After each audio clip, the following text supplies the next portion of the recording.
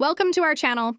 Today we are diving into the world of investing with a beginner-friendly guide to fundamental analysis. Whether you are new to the stock market or looking to sharpen your investing skills, this video will give you everything you need to get started. So what exactly is fundamental analysis?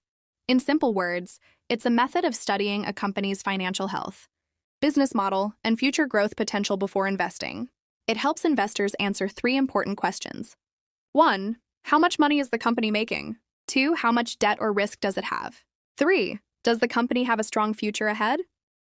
Fundamental analysis is important because it separates a strong company from a weak one.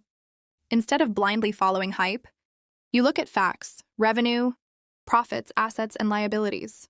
This helps you invest smarter and avoid costly mistakes.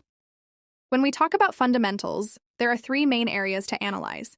1. Financial statements, income statement, balance sheet, and cash flow.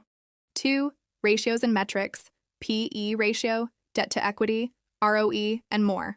3. Growth and future outlook, innovation, market trends, and competition. First, financial statements. These are the backbone of analysis. The income statement shows revenue, expenses, and profit.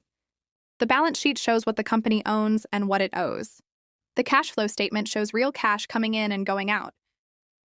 Second, ratios and metrics.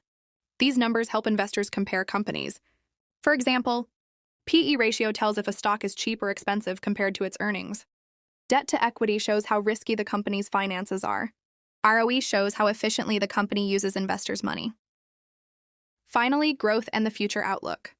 This is where you look at how the company is innovating, expanding into new markets, and keeping up with competitors.